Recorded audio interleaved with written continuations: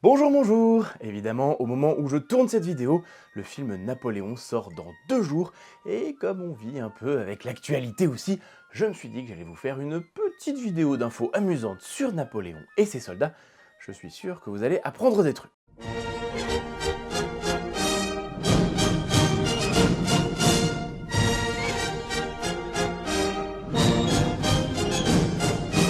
Alors vous le savez, j'aime bien répondre à des questions que vous ne vous posiez absolument pas avant, et celle-là, elle est plutôt bonne, je l'aime bien.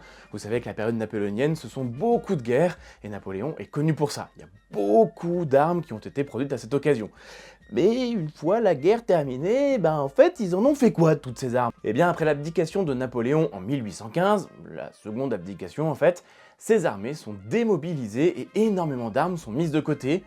Elles vont un peu voyager parce que quelques décennies après, en 1861, la guerre de sécession éclate aux États-Unis. Le nord du pays industrialisé rentre en conflit avec le sud du pays plutôt agricole. La question de l'esclavage et son abolition sont souvent au centre des raisons de cette guerre, mais c'est pas la seule et je vous raconterai ça un jour. Bref, au début de cette guerre, les Américains manquent de tout. Les Anglais et les Français sont partis avec les cartes, quasiment chaque quartier de ville a un uniforme différent, les armées sont levées avec ce qu'on a sous la main, c'est un peu le bazar quoi. Et étrangement, on retrouve alors énormément d'armes de la période napoléonienne entre les mains des Américains. Voilà, c'était une bonne occasion de rentabiliser un stock qui dormait depuis les guerres de l'empereur. Parfois telles quelles, parfois modifiées ou redécorées, ces armes ont traversé l'Atlantique pour servir de nouveau quoi. La guerre de sécession dura quasiment 4 années meurtrières, mais entre les années bricolées de 1861, les débuts et la fin de la guerre en 64, les États-Unis étaient devenus une puissance militaire industrielle et technologique de premier ordre. Enfin vous en faites pas, on a tout de même gardé beaucoup d'armes napoléoniennes en France, et il est très facile d'en trouver en puce ou en brocante.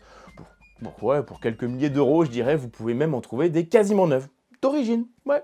Avant de poursuivre sur nos petits fun facts Napoléon, un mot sur le sponsor du jour, Nextory. Alors Nextory, c'est quoi? C'est un service de livres audio et d'e-book, un des premiers en Europe.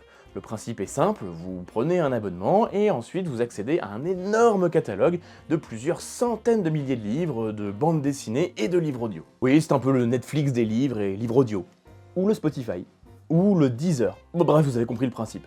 Ils ont aussi des magazines, des podcasts, des séries audio et 1500 éditeurs partenaires, ce qui permet d'en avoir à peu près pour tous les goûts. En parcourant le catalogue, vous allez forcément trouver votre bonheur. Personnellement, j'ai pu relire des BD que je n'ai pas chez moi et je me mets des livres audio quand je bricole dans l'atelier. C'est super pratique. Je vous recommande d'ailleurs la série du Clan des Otori. C'est de la low fantasy qui se passe dans un Japon médiéval et vous verrez que la romancière à l'origine de cette série, Liane Hearn, a des connaissances très fines sur la période, ce qui permet de rendre ces récits vraiment très riches et très crédibles. En tout cas, j'aime bien l'idée de Nextory d'essayer de rendre les œuvres plus accessibles en proposant plusieurs formes de lecture et d'écoute sur mobile, sur tablette et sur PC. Comme toujours, en suivant mon lien dans la description, vous avez 45 jours d'essai pour voir si le service vous plaît, et ensuite il y a plusieurs abonnements selon vos besoins, et c'est à partir de 9,99 € par mois. Avouez que 45 jours d'essai pour tester au lieu de 14 en temps normal, ça vous laisse pas mal de possibilités pour vous perdre dans le catalogue, et je parie que vous allez trouver des trucs qui vont vous passionner. Merci à Nextory de sponsoriser cette vidéo. Si vous voulez soutenir la chaîne, laissez-vous tenter à essayer leur service. Quant à nous, on va retourner vers notre Napoléon avec une étrange histoire de chaussures.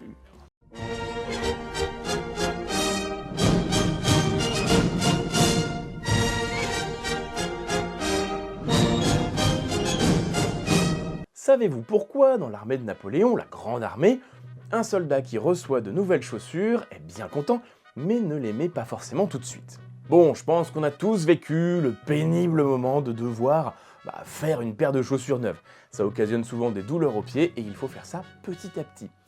Imaginez maintenant un soldat qui marche toute la journée. Il doit aussi faire une paire de chaussures neuves et ça doit être particulièrement douloureux. D'autant plus, et ça c'est un détail dont j'ai pas, un petit détail que j'ai oublié, ça change un peu la donne, à l'époque, il n'y a pas de chaussure gauche ou de chaussure droite.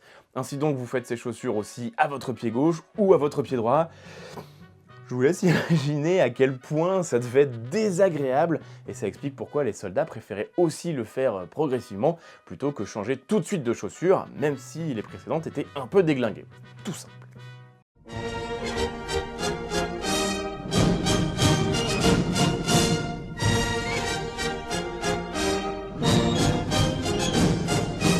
Tenez, tant qu'on est dans les chaussures, on a une anecdote amusante à l'époque que je voulais vous raconter. Pour entrer dans la vieille garde de l'empereur, ces fameux grognards, il fallait mesurer environ 1,76 m. À l'époque, un des fidèles vétérans de la Grande Armée, un certain Jean Roch-Coignet, veut y entrer. Mais pas de chance, il est vraiment trop petit. Quel malheur pour cet homme! Il a déjà beaucoup fait parler de lui sur le champ de bataille et il ne peut pas accéder à cette unité prestigieuse parce qu'il lui manque quelques centimètres. Mais c'est le colonel général de la garde lui-même, Louis-Nicolas Davout, un proche de l'empereur, qui lui suggère alors de mettre 2 jeux de cartes, comme ça, dans ses chaussures au moment d'être mesuré. Ainsi, il avait l'air plus grand que la mesure et il a passé l'examen en devenant le plus petit soldat de la vieille garde de Napoléon. Voilà, j'adore cette anecdote, c'est vraiment la petite histoire dans la grande, et elle est racontée dans les mémoires de Jean Roch-Coignet qui s'appelle 20 ans de gloire avec l'empereur. Je vous en recommande la lecture, ça se lit très bien, ça se trouve très facilement, et c'est absolument passionnant. D'ailleurs, c'est sur Nextory sous le nom des cahiers du capitaine Coignet.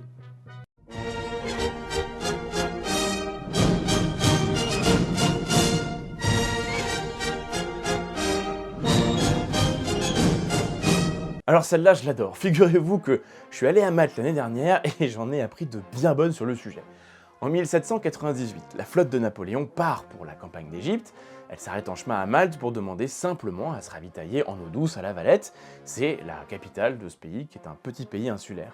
À l'époque, il est encore tenu par les chevaliers de l'ordre de Saint-Jean de Jérusalem, anciennement appelés chevaliers hospitaliers. Et là, le grand maître de l'ordre refuse, face à la flotte française. Mais Napoléon, faut pas trop le chauffer, la légende raconte qu'il aurait répondu « Ah ouais? Ton pays, maintenant il est à moi. Bonne journée. Bisous. » Les Français prennent Malte en 2 jours, d'autant plus facilement que sur place, beaucoup de gens étaient très séduits par les idées de la Révolution française et de la démocratie. Parce que oui, en fait, Malte était gouverné par un ordre de chevalerie depuis un sacré bout de temps. Autant vous dire que c'était à la fois très noble et très religieux. Voilà. Bon. Et puis bon, tant qu'à faire, les Français s'installent, décident de réformer un petit peu tout ça. Ils créent les premières municipalités, les conseils démocratiques des régions. Ils vont faire des hôpitaux publics, des universités, des écoles pour la population, redistribuent les richesses des nobles et des religieux pour financer tout ça. Et puis, ils autorisent aussi aux habitants la liberté de culte. Voilà, donc pas mal, plutôt pas mal pour les Maltais. En 2 ans sur les îles maltaises, les Français vont faire rentrer Malte dans une ère nouvelle et plus moderne. Après bon, on va pas se mentir, Napoléon a pris Malte aussi par intérêt, ça permettait de se faire un petit peu d'argent pour la guerre, et c'est mieux que ce soit lui sur place que quelqu'un d'autre, quoi, hein, voilà, hein, sait-on jamais. Parce que cet autre, évidemment, c'est l'anglais, hein, pour citer le musée de la guerre de Malte, très anglophile et très financé par les Anglais. Après 2 ans de tyrannie française, les sauveurs anglais viennent reprendre Malte pour la rendre aux chevaliers de Saint-Jean. Alors hôpitaux, écoles, universités, mairies, la liste est longue, mais ça ressemblait pas tellement à une tyrannie cette histoire. Enfin voilà, la version britannique de ce récit maltais est quand même plutôt amusante à défaut d'être honnête. D'autant plus que cette première organisation civile impulsée par les Français, eh bien, elle existe encore de nos jours.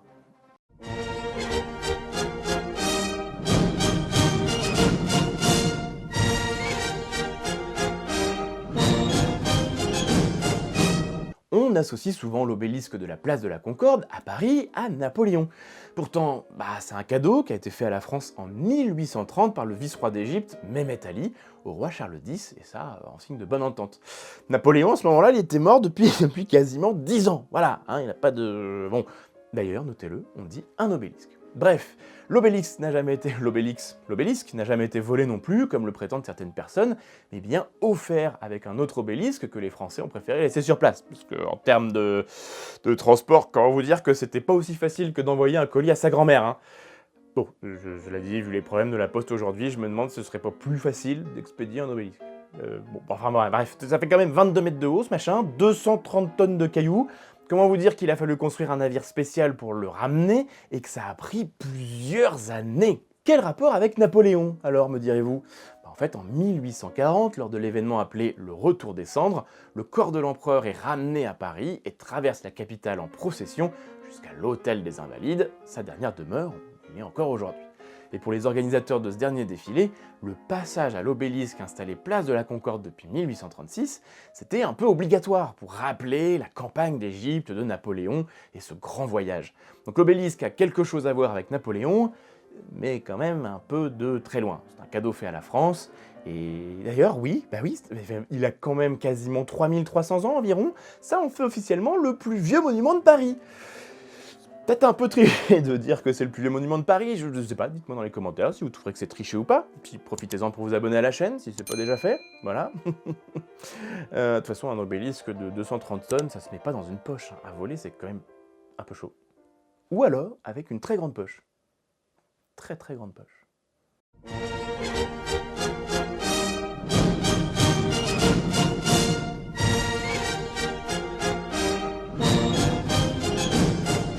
Alors celle-là, normalement, si vous avez vu ma vidéo sur les duels à l'Assemblée nationale, vous devez la connaître. Petite séance de rattrapage pour les autres. Napoléon fait partie des personnages très connus dans l'histoire de France à s'être fermement positionné contre le duel avec Richelieu quelques temps avant. Sabre, pistolet, couteau, épée, poignard, canne, bâton, on retrouve des mentions de duel avec à peu près tout et n'importe quoi dans la Grande Armée. On a même l'exemple du soldat Jean-Antoine Rossignol qui se battit 2 fois en duel à la baïonnette. Ah non, la baïonnette, pas au canon de son fusil comme ça, mais bel et bien à la main. Ouais, ça devait pas être très propre, si vous voulez mon avis, hein. Enfin bon, vous comprenez que si les soldats de l'armée de Napoléon passent leur temps à se battre en duel pour régler leurs conflits, à un moment, ça fait quand même beaucoup de blessés et beaucoup de morts inutiles, ce qui chagrine beaucoup l'empereur. Voilà. Donc quand je dis chagriné, il était surtout super saoulé. On raconte qu'il était plutôt très agacé sur la question. Il aurait d'ailleurs déclaré que les bons duellistes faisaient de mauvais soldats. Pour autant, il ne réussira jamais à faire cesser cette pratique, qui perdura encore très longtemps après sa mort.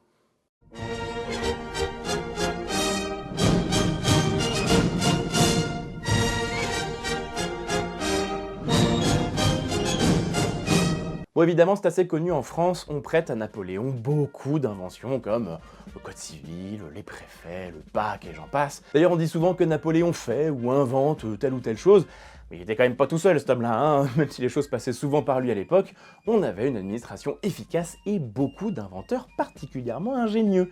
C'est le cas par exemple de Nicolas Appert, confiseur de métier. Il découvre le processus de conservation des aliments tel que nous le connaissons, à l'époque dans des récipients en verre plutôt qu'en métal. On attribue souvent l'invention de la boîte de conserve à une idée de Napoléon, mais il n'en est rien. Nicolas Appert n'ayant probablement jamais rencontré l'empereur. En revanche, il reçoit un prix du gouvernement impérial pour sa découverte parce qu'il décide de la rendre publique et de l'offrir à l'humanité, dit-il, plutôt que de déposer le brevet et s'enrichir. Sympa Nicolas Appert, non ? Et la boîte de conserve métallique qu'on connaît est apparue avant, mais elle ne deviendra aussi populaire pour les conserves qu'après l'invention de Nicolas Appert. On dit aussi souvent que c'est Napoléon qui aurait eu l'idée de la baguette de pain qui permettait d'être facilement glissée dans la poche de ses soldats. Bon, en réalité, comme pour beaucoup de choses de ce type, il n'y a aucune source historique claire qui fait mention de ça, et il est difficile de retrouver l'origine de la baguette, même si c'est devenu un super symbole français dans le monde entier.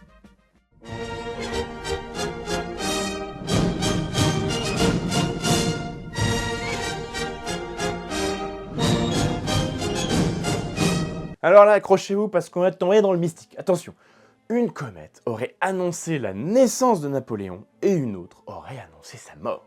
Traditionnellement interprétées comme des présages dans l'histoire, les comètes sont des astres avec un noyau brillant et une traînée gazeuse qui décrivent une orbite autour du Soleil. On peut donc les observer à intervalles réguliers, même si parfois ça se compte un peu en milliers d'années. Bon, voilà. En 1808, l'astronome Charles Messier est alors en perte de notoriété. Mais il réalise qu'il a découvert en 1769 une comète à peine une semaine avant la naissance du futur empereur. Du coup, comme il veut bien se faire voir de ce dernier et remonter un petit peu sa cote, il publie un mémoire à la gloire de Napoléon le Grand pour se faire remarquer en évoquant la comète comme symbole de l'exceptionnelle existence de Bonaparte. Le 21 janvier 1821, à peine un mois avant la mort de Napoléon, il y a une autre comète qui traverse le ciel. Elle sera visible depuis Sainte-Hélène où l'empereur malade vivait ces derniers jours. Ce dernier l'aurait également pris pour un signe céleste et c'est ainsi que la légende de la vie de Napoléon, encadrée par 2 comètes, a vu le jour. Bon, alors après, on va bien se mettre d'accord. À l'heure actuelle, avec les moyens dont on dispose, on sait qu'on peut observer une à plusieurs dizaines de comètes par mois. Autant vous dire que votre vie à vous sera encadrée de comètes, ma vie à moi sera encadrée de comètes, la vie de mon chat sera encadrée de comètes, etc. Et je suis pas sûr qu'on ait tous le destin d'un Napoléon, voilà. Cela dit, il y a eu une autre comète marquante dans la vie de Napoléon, mais je garde cette histoire pour un autre jour. Je m'arrête là pour cette fois, même si en réalité il y a plein de petites anecdotes sur Napoléon. Bon, il aurait été plutôt phobique des chats, voilà, on en parlait juste avant, passionné de parfums et bien d'autres en fait. Si vous voulez en apprendre un peu plus, n'hésitez pas à aller voir la vidéo que j'ai faite avec Jamy sur Épicurieux, je vous mets le lien juste ici, normalement. Peut-être là, mais ce sera là je pense. En attendant, merci d'avoir regardé cette vidéo, n'hésitez pas à la liker, la partager, la commenter pour faire connaître la chaîne. Vous connaissez la chanson. Comme toujours, on se retrouve rapidement pour un nouveau sujet, mais d'ici là, n'oubliez pas que l'histoire est vivante. J'aurais peut-être pu parler du nouveau décor aussi, mais bah la prochaine fois, du coup. Ladies and gentlemen.